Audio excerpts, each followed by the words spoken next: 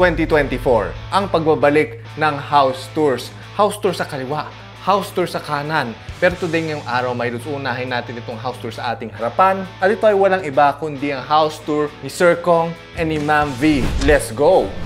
Hi mga babies! So mga babies, nandito tayo sa aming house tour. Sobrang daming nagre-request sa inyo na mag-house tour na kami. So ito na siya mga Dahil ba babies. nagre-request? Parang wala naman. Meron, marami. May nagtatanong ito na ba ang ating dream house? Oo. Ba't gusto mo bang gumastos? Ayoko ng Mga panira ka pa dyan eh. Entrance pa lang ng bahay nila Sir Kong ay napakaganda na. I like the entrance kung saan meron silang underlit na stair steps papasok sa kanilang bahay. And kung bibilangin natin, oro, plata, mata. Oro. Muntik nang maging mata, which is a bad luck. Pero dahil nga 4 steps naman siya hanggang sa loob ng bahay, we will let it slide. Ito, nakuha ko to sa Pinterest. Oh. Very interesting ang Tapos pintuan na to. pinapa-upload ko lang kay Kong kung magugustuhan niya. Nagustuhan naman niya. Pero pinagawa namin lahat ng aming mga pinto sa Kahoy Creations. Ang gumawa nito matanda na, si tatay. Tapos parang isang buwan niya inukit to. Inukit niya to, minano-mano niya to. Grabe. talaga? Kasi meron na ngayon yung mga delaser. I think what Ma'am V meant dun sa sinabi niyang delaser is CNC machine na yung ginagamit. Yung laser, usually, hindi kaya yung mga ganito ka-intricate at kalalalim na grooves. So when I say CNC machine, meron siyang physical na router bit kung saan meron kang design na ipapasok sa computer at sasabihin niya dun sa machine kung paano ika-carve yung kahoy. And CNC stands for Computer Numerical Control because the way the computer communicates with the machine na nagka-carve is through numbers. So Computer Numerical Control carving thingy mabob. Mahirap ba yung naging proseso natin ng pagpapagawa ng bahay? parang isang taon din to ginawa eh. Renovation kasi ang ginawa dito. Ito yung dati naming gym. Pero naging madali. So 1 year, which is for a house that looks like this. Actually, mabilis na yun, my dudes. Tapos guys, ito naman, meron kaming utility cabinet dito na i-deliver pa lang. Dito ilalagay yung mga rugby, yung mga pang-ayos ng bahay, map, mga basahan. Nag-alala ako kanina kasi, what is this? May naka-expose na LPG tank. But meron pala silang lalagay na cabinet dyan, which is very, very good. Now, para sa akin, mas safe na nasa labas yung LPG nyo. Just in case nagkaroon siya ng leak, madidisperse ka agad sa hangin yung flammable na gas na nagli-leak dyan.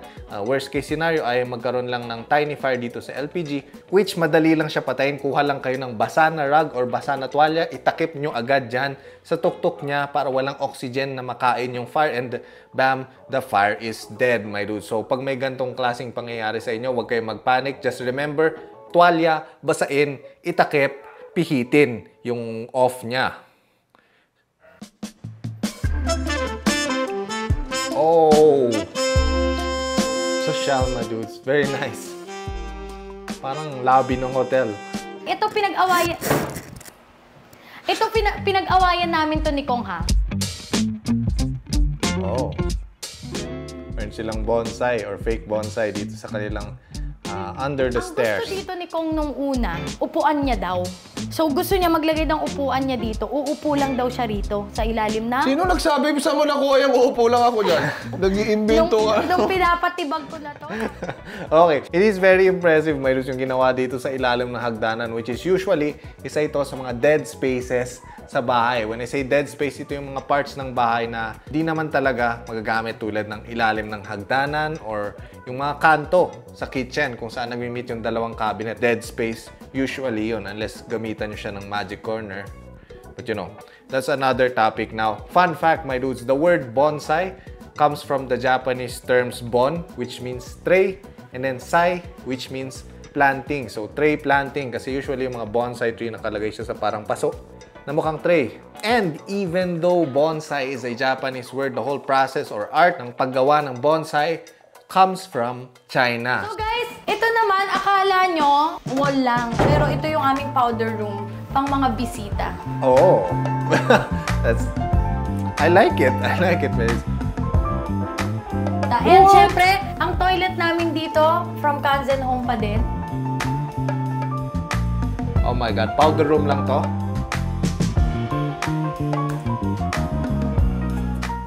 Brad, ganun kakayaman.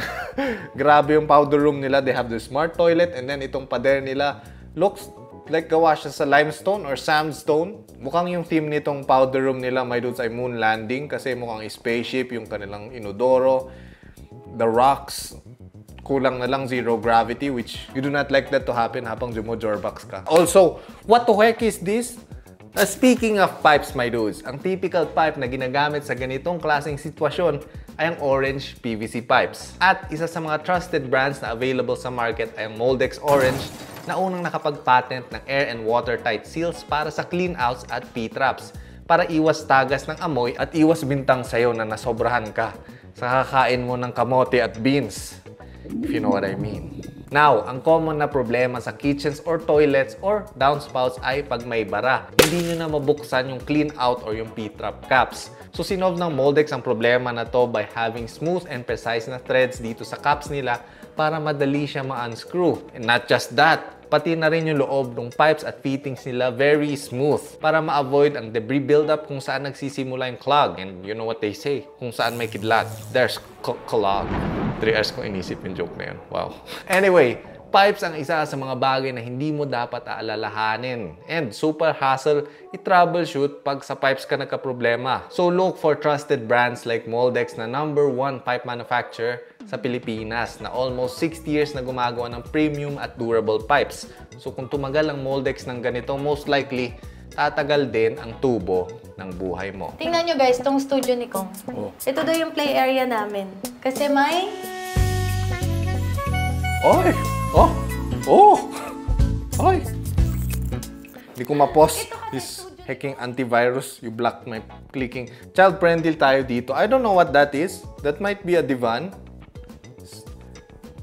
So yung overall or blanket term para sa mga gantong klaseng upuan ay chaise lounge. Pero itong specific na upuan na ito, tawag na iba dito ay Kama Sutra or Tantra chair. Yung tawag din dyan, if you're interested in searching this. Sa mga interesado out there, my roots, I'm not sponsored by this. That would be weird. Ay! Ay! Oh! Oh! Dinemo na ni Sir kung bakit ba? Lumayas ka nga! Hintras yan, tangi. Now, isa pang bagay pala na napansin ko dito sa studio ni Sir Kong bago ako na-distract dun sa kanilang hip thrust chair ay yung walls. So, dito sa wall nila ay mukha siyang faux raw concrete. Ang hula ko na ginamit nila dito yung tinatawag natin na lime wash cement paint. Yan, easy to use yan, my dudes. Just add water, lagay nyo sa bucket, haluin nyo at ipintura nyo na ng 2 to 3 coats and boom! Maiging ganito siya. Maganda yung kinakalabasan.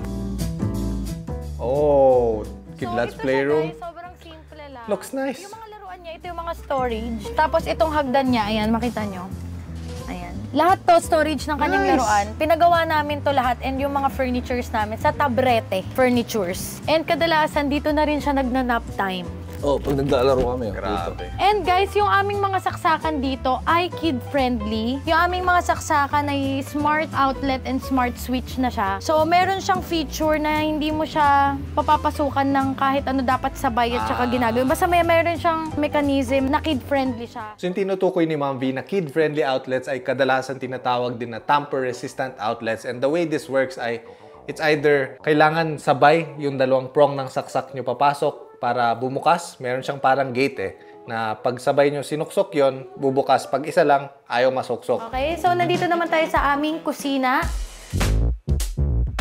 All white. Looks clean. Linis.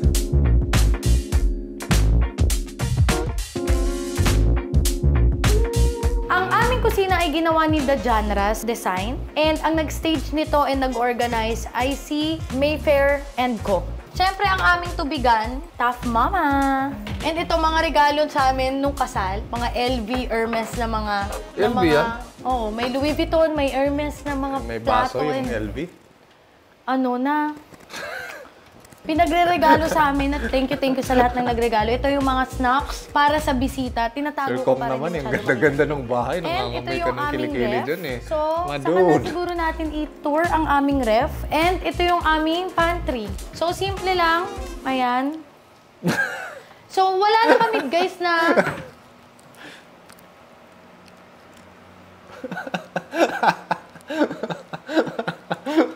Bad trip na si Mama. Ano ba nangyayari? I like that they used white and black theme dito sa kitchen nila. Very, very nice. Although, me personally, hindi ako big fan nung gantong highly glossy na kitchen doors kasi dito sa kitchen, alam nyo naman, nagprepare ka ng things, malalagyan ng oil yung hands mo, hahawakan mo yan, fingerprints all around. Baka may pumasok sa bahay nyo, steal your fingerprints. Wala na, mabuksan na nila yung iPhone nyo. Kung matte yan, I think mas malinis tignan yung kakalabasan kasi hindi na magre-reflect itong mga lights natin which could be distracting. So ito guys, from Transcend Home din yung aming lababo. Multi-purpose lababo. Social. This is very viral ngayon. Lagi ko nakikita to sa TikTok or sa Facebook Reels. Inaano yung kilikili dyan sa ano? Napaka-ano naman nito. Tapos guys, ito yung aking top mama. Hirap na hirap mag-vlog si Ma'am B. Tapos si Sir kung parang sinasadya eh. I like it. I like Dito. Ano pala to? Ito pala yung digan niya, no?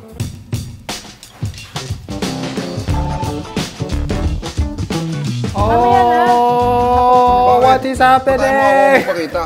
Gusto niya siya kasi yung magyayabang eh. Eto, Grabe. isa sa pinaka ano.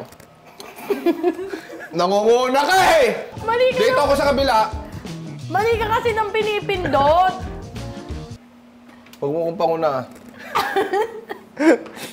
Para saan ba yan? So yung ganitong thingy mo, Bob, my dudes, ay tinatawag natin na drop-down dish rack or merong manual na ganito which we call pull-down dish rack. So mano-mano mong ibababa. Or in this case na automated siya, elevator dish rack. So ito guys, ayan mga lagay ng mga Social. baso. So baka may magtanong sa inyo, paano yan yung gilid, hindi naman ma-open. So nauusog po yan na ganito. Oh. Sige, basagin mo na lahat. Ah, may space pa pang gilid pala yan. So may space na ganyan. Okay. Very nice. So, ito yung sinasabi ko kanina, my dudes, na isa sa mga dead space ay itong kanto dito. Yan. Paano nyo maabot yan? If you are a person like me na medyo hindi pinagpala sa height at sa haba ng mga kamay. To utilize that space, meron tayong tinatawag natin na magic corner or something like this, na contraption siya kung saan pwede nyo siyang hilahin palabas dun sa corner na yon, and bam, just like magic, magagamit nyo na yung dead space na yon as additional storage. So guys, ito naman tayo sa kabilang banda. Ito ang aming altar. I like the slatted wood backdrop. So guys, ito po ang aming aircon from MyDia. Ayan, so nagtanong ako My dati. idea. Media? MyDia daw ang tamang pag-pronounce nito. Ah, my dear. So, feeling ko ito yung kinakantahan ni Ma'am Kichi Nadal eh. Yung, 'Cause I don't understand why I'm feeling so bad now when I know it was my dear. Di nyo lang alam, my dudes, naka 12 takes ako dun sa pagkanta nun. Yun yung best, yung pinakita ko sa inyo. Which is also pretty sad. And lahat po ng aming curtain. Automated. I like it. That's a good choice. So, pag ganito nakataas yung mga ceiling nyo, which is double height, it is a must na electronic or automated na yung kurtina nyo. Kasi paano nyo hahatakin to, my dudes? So, may isa akong napansin dito sa altar nila, Ma'am V. Kung papansinin natin ay halata nyo kung saan na dinugtong or saan na nagtapat-tapat yung kanilang mga wall panels na one way para maiwasan nyo yung ganito na very obvious yung dugtungan line ay mag-introduce kayo ng stagger dun sa dugtong nyo. So, let's say yung iba, dito yung dugtong and then yung iba nandun sa gitna and then huwag nyo pagtatapat-tapatin yung mga dugtong para hindi kaagad dun madodraw yung mata ng mga tao. And that's just one way, my dudes. Then, another way to hide it is to not hide it at all. Lagyan nyo ng parang recessed lighting banda dyan sa gitna na yan. So, parang sinadya nyo na may gap in between. Then, may ilaw lang. Parang, Boss King!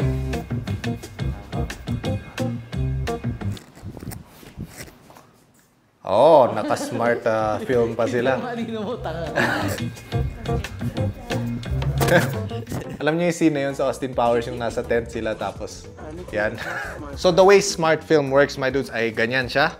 Imagine nyo, ito maliliit na molecules dun sa loob ng film. Pag may dumadaloy na kuryente ay naka-orient pahalang dun sa viewing angle natin yung molecules. And then pag nawalan na ng kuryenteng dumadaloy or na-off nyo yung smart film nyo, bam, magaganyan siya. So sasara. So mababawasan yung light na dadaloy through them. Yan. So ganon. Kuryente on, boom, you can see me. Kuryente off, boom, you cannot see me. So, that's why kung mapapansin nyo, my dudes, ay kahit nakapatay or naka-translucent mode ay may white na parang tint or hue yung kanilang glass. Yun ay dahil naka-angulo tayo habang tinitingnan yung glass. Hindi tayo direct na parang perpendicular dun sa glass. Meron tayong onting angle and syempre makita nyo yung molecules. Explanation, science words. Wow.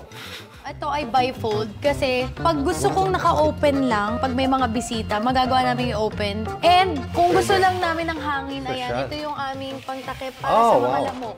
Very nice. Wow. Makabagong screen. Ganito na pala mga screen ngayon, no? Yeah, sobrang ganda. I like that screen, my dude. So that screen is called retractable na screen, and ang pagkakaiba niya dun sa normal natin na screen na sliding door screen lang. Mas mahal yung mga ganito, my dudes. And then yung screen niya ay kadalasan hindi na siya gawa dun sa aluminum. Usually tela na ito. So mas madaling mapupunit yung mga ganito as compared dun sa regular natin na screen tulad dito.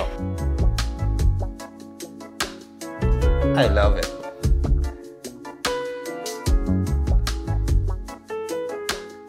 Very Pinteresty yung bahay nila, Ma'am V at Sir Kong. Isang napansin ko dito ay merong marka dito sa kanilang glass railing, and kadalasan pag bumibili tayo ng tempered glass ay lalagyan nila ng marka na ganito.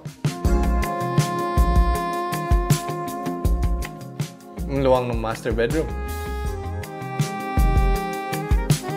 Simple lang yung aming master's bedroom. So, ito guys, ito yung mga picture namin ng prenup. From Nice Print din to. And ito guys, yung mini sala namin, tatanggalin namin to. Dahil napagdesisyonan namin ni Kong na dito na yung kama ni Kidlat and ni Baby Tokyo. So, dito sila, tas dito kaming mag-asawa. I like that at the Ma'am V. Hindi ko alam. Every time manonood kami ng horror movie, ay bakit yung mga baby, yung mga bata sa ibang kwarto kasi. Alam nyo na nga haunted yung bahay, dun pa rin pinipilit yung nasa ibang kwarto. Pwede naman yung crib ng baby nasa tabi ng bed nyo, di ba? But no, let's let the evil spirits visit them at night. So for that reason and that reason alone na nasobrahan ako sa kakapanood ng Insidious at Conjuring, I like this plan. And ito yung aming balcony. Maluwang ng balcony, man. I like it. Kung titignan natin dito sa background, makita natin yung kanilang wall ay meron siyang magandang wood texture or haspe ng kahoy, which I'm guessing gumamit sila dito ng hardy planks. May nabibili ng mga fiber cement boards na meron na siyang wood texture na ganyan. Ididikit nyo na lang sa pader at pipinturahan nyo, and it will look like actual wood. Ang ganda ng kinalabasan dito, my dudes. It looks really nice. Tingnan mo, pinilit niyang isabit. Tingnan mo naman yung... So ito guys, sobrang taas, diba? So ito, may mechanism siyang ganito. So para nakukuha namin kung anong gusto namin kunin, abot. Tapos, itataas mo lang na ganyan. Nice, I like that. So, pull-down clothes rack or pull-down closet rail yung tawag sa ganitong mechanism, my dudes, which is a smart choice, lalo na sa mga highly disadvantaged na tao tulad ko. That will come in handy. Yeah. So, dati hirap na hirap kami. So, ngayon maayos na yung mga damit niya. Okay. So, I like what they did dito sa corner na naman ng cabinet, which again is a dead space. Pero dahil nga 180-degree concealed hinge yung ginamit dito, kung papansinin natin, 180 degrees yung bukas ng pintuan. That is why magagamit na natin yung kanto. And with that, Ma'am V, Sir Kong, congratulations sa inyong bagong bahay. It is very, very nice. It is so nice na hindi ko siya kaya bigyan ng rating dahil napakaraming numbers na babanggitin ko. Baka hindi na natapos itong video na ito. Anyway, hanggang sa susunod nating kabanata, mga bata flying. Peace! Also, I forgot to mention, this house, very, very classy. One of the best influencers houses na nakita ko. So, yeah. I like it, my dudes. I like it a lot.